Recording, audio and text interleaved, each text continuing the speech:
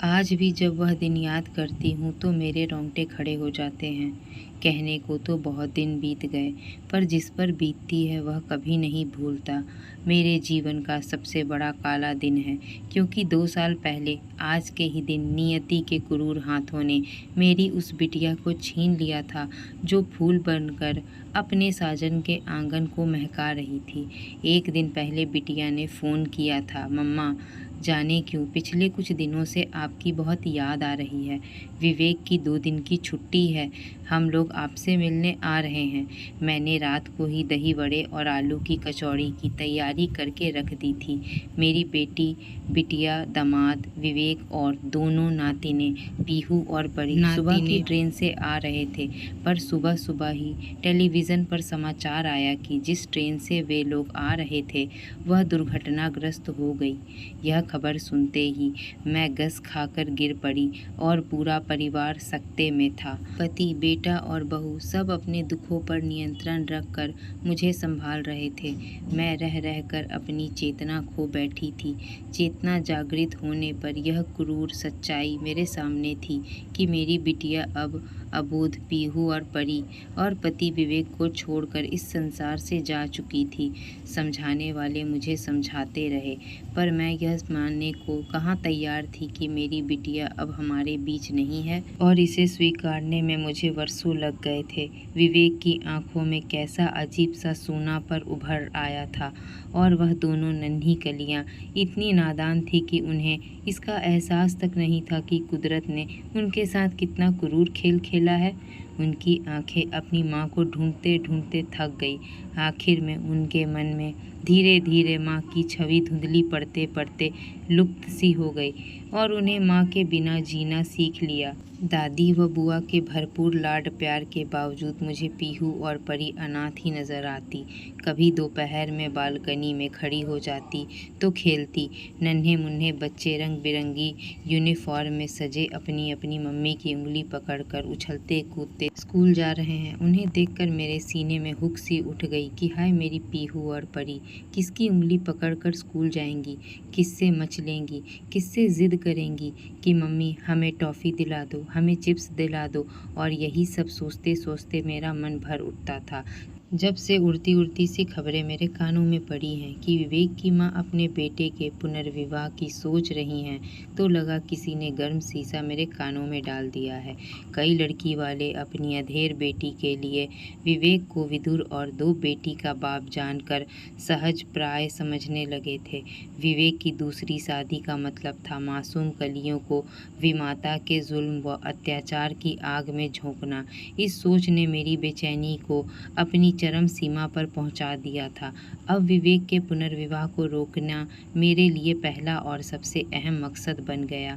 मैंने अपने चचेरी बहन, जो विवेक के घर से कुछ ही दूर रहती थी, वह सख्त हिदायत दे डाली कि किसी भी कीमत पर विवेक की दूसरी शादी नहीं होनी चाहिए।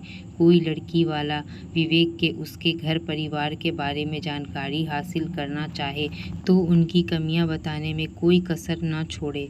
विवेक के साथ अपनी बेटी की शादी की इच्छा लेकर जो भी माता पिता मेरे पास उनके घर परिवार की जानकारी लेने आते, मैं उनके सामने उस परिवार के बुरे स्वभाव का कुछ ऐसा चित्र खींचती कि वह दोबारा वहां जाने का नाम नहीं लेते थे। और अपनी इस सफलता पर मैं अपार संतुष्टि का अनुभव करती थी। मेरे बहुत अनुरोध पर उस दिन विवेक पीहू और परी को मुझसे मिलाने ले आया। इस बार वह काफ़ी खिंचा हुआ सा लग रहा था। बात बात में पीहू और परी को झिड़क बैठा। पता नहीं मेरे कुचक्रों से या किसी वजह से उसका विवाह नहीं हो पा रहा था और वह एकाकी जीवन जीने को विवश था। मेरी समधन बार बार फ़ोन कर मुझसे अनुरोध करती, बहन जी कोई अच्छी लड़की हो तो बताइएगा। मैं चाहती हूँ कि मेरे आंखों के सामने विवेक का घर फिर से बस जाए। कल को बेटी सुधा भी ब्याह कर अपने घर चली जाएगी तो इन बच्चियों को संभालने वाला कोई तो चाहिए ना। प्रकट में तो मैं कुछ नहीं कहती, पर मेरी बिटिया के बच्चों को सौतेली माँ मिले, यह मेरे दिल को मंजूर न था। आखिर तिनका तिनका जोड़कर बसाए अपनी बेटी के घोंसले को। मैं किसी और का होता कैसे देख सकती थी। मेरी लाख कोशिशों के बावजूद उन्हें यह पता लग गया कि विवेक का घर बसने के मामले में जड़ काटने का काम मैं खुद कर रही हूँ, तो उन्हें सतर्क होना ही था। और उनके सतर्क होने का नतीजा यह निकला कि विवेक ने अपनी सहकर्मी से विवाह कर लिया। इस मनहूस खबर ने तो मुझे तोड़कर ही रख दिया। हाय, अब मेरी बिटिया के बच्चों का क्या होगा। अब मैंने लगातार विवेक और उसकी माँ को कोसना शुरू कर दिया। अब दिनों दिन मेरी बेचैनी बढ़ने लगी।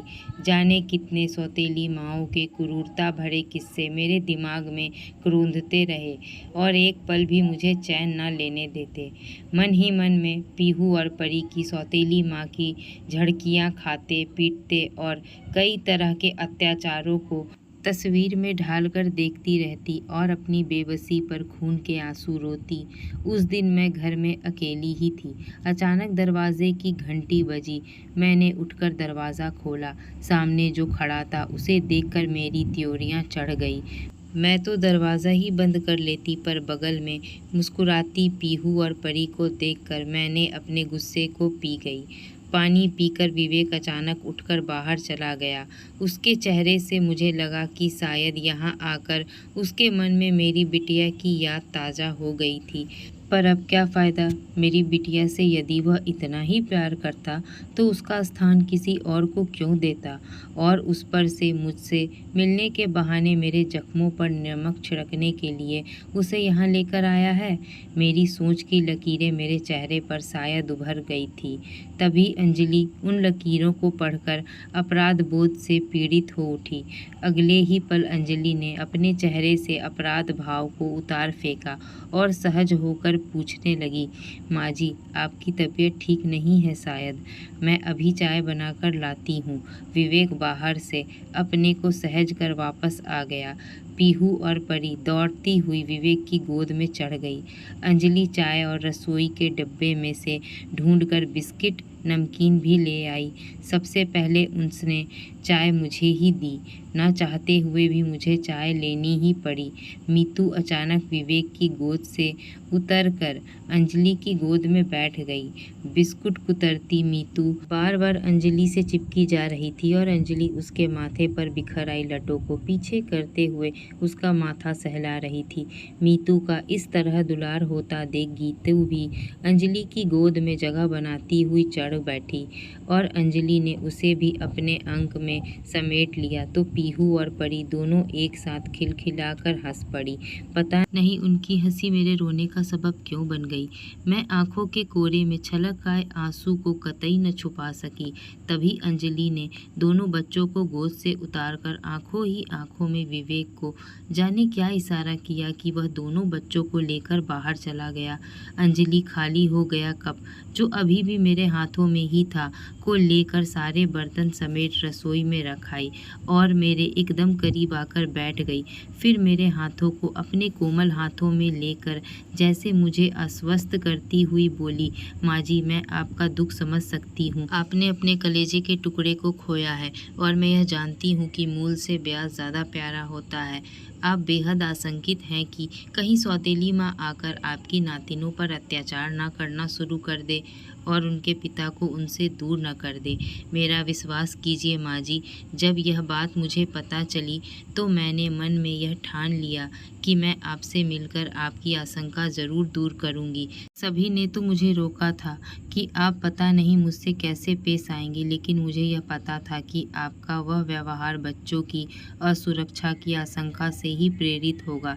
मेरे हाथों पर अंजलि के कोमल हाथों का हल्का सा दबाव बढ़ा और थोड़ा रुककर उसने फिर कहना शुरू किया, माँ जी, आप अपने दिल से यह डर बिल्कुल निकाल दीजिए कि मैं गीतू व मीतू के साथ बुरा सलूक करूँगी। आप निश्चिंत होकर रहिए ताकि आपका स्वास्थ्य सुधर सके। अंजलि ने धीरे से अपना हाथ छुड़ाकर मेरा कंधा थपथपाया और मेरी आंखों में झांकती हुई बोली, माँ जी, मेरी विनती है कि मुझे भी आप अपनी बेटी जैसी ही समझें। मेरा आपसे वादा है कि आप बच्चों से मिलने को नहीं तरसेंगी। हम उन्हें आपसे मिलाने लाते रहेंगे। अंजलि की बात समाप्त भी न होने पाई थी कि विवेक व बच्चे आ गए। दोनों बच्चे दौड़कर अंजलि की टांगों से लिपट गए और मम्मी घर चलो, मम्मी घर चलो रट लगाने लगे। अंजलि ने उन्हें गोद में उठाते हुए कहा, चलते हैं बेटा, पहले आप नानी माँ को नमस्ते करो। पीहू और परी ने एक साथ अपनी छोटी छोटी हथेली जोड़कर तोतली भाषा में मुझे नमस्ते की। मेरे अंदर जमा शिलाखंड पिघलने को आतुर होता सा जान पड़ा। विवेक व अंजलि ने चलने की इजाज़त मांगी। उन्हें कुछ पल रुकने को कहकर मैं अंदर गई और अलमारी से पीहू और परी को देने के लिए 100-100 के 2 नोट निकाले तो लिफाफे के नीचे से झांकती नीली कांजीवरम की साड़ी ने मेरा ध्यान आकर्षित किया। साड़ी देखते ही मेरी आंखें भर आई, क्योंकि यह साड़ी मैं अपनी बिटिया को देने के लिए लाई थी। साड़ी का स्पर्श करते ही मेरे हाथ कांपने लगे, पर न जाने कैसे मैं वह साड़ी उठा लाई और टीके की थाली भी लगा लाई। टीके के बाद मेरे पैर छूकर अंजलि ने मीतू को गोद में उठाया और गीतू की उंगली पकड़कर ऑटो में बैठने चल दी। ऑटो में बैठने से पहले अंजलि ने मुझे पीछे मुड़कर देखा। पता नहीं उसकी आंखों में मैंने क्या देखा कि मेरी आंखें झरझर बरसने लगी। आंसुओं के सैलाब ने आंखों को इतना धुंधला कर दिया कि कुछ भी दिखना संभव ना रहा। जब धुंध छटी तो सामने से जाती अंजलि में मुझे अपनी बिटिया की छवि का कुछ कुछ आभास होने लगा। अब मुझे लगने लगा कि बिटिया के जाने के बाद मैं जिस डर व आशंका के साथ जी रही थी वह कितना बेमानी था। एक सवाल मन को मंथे जा रहा था कि मैं जो करने जा रही थी क्या वह उचित था। आज अंजलि से मिलकर ऐसा लगा कि मेरी समधन ने मुझसे छिपाकर विवेक का पुनर्विवाह करके बहुत ही अच्छा काम किया, वरना मैं तो अपनी नातिनों की भलाई सोचकर उनका बुरा करने ही जा रही थी। कभी अपनी हार भी इतनी सुखदायी हो सकती है, यह मैंने आज अंजलि से मिलने के बाद जाना। विवेक के चेहरे पर छाई संतुष्टि और पीहू और परी के लिए अंजलि के हृदय से छलकता ममता का सागर देखकर मैं भाव विभोर थी। मैं यह सोचने पर विवश थी कि कितना बड़ा दिल है अंजलि का। एक तो उसे विदुर पति मिला और उस पर से 2 अबोध बच्ची का पालन पोषण की जिम्मेदारी, फिर भी वह मुझे मनाने चली आई। मुझे अंजलि अपने से बहुत बड़ी लगने लगी। अब मुझसे और नहीं रहा गया। बहुत दिनों बाद मैंने विवेक के यहाँ फ़ोन लगाया। रुंधे कंठ से इतना ही पूछ पाई, ठीक से पहुँच गई थी बेटी? जी माँ जी। अंजलि का भी गला भर आया था। आखिर दोनों ने एक दूसरे की ज़िंदगी की सबसे बड़ी कमी पूरी कर दी थी। दोस्तों, जीवन साथी के चले जाने के बाद ज़िंदगी अकेले काटना बहुत दुखद होता है। उस इंसान की कमी तो हमारे जीवन में कोई पूरी नहीं कर सकता, मगर वह स्थान जीवन भर खाली रहे, यह भी तो गलत है। हमें जीवन में वैसे व्यक्ति को मौका देना चाहिए जो हमारे जीवन के खाली स्थान को भर सके। इसी में सबकी भलाई होती है। दोस्तों, हमारी कहानी कैसी लगी हमें कमेंट में ज़रूर बताएं। ऐसी ही पारिवारिक कहानियों को सुनने के लिए हमारे चैनल को सब्सक्राइब करना ना भूलें। धन्यवाद।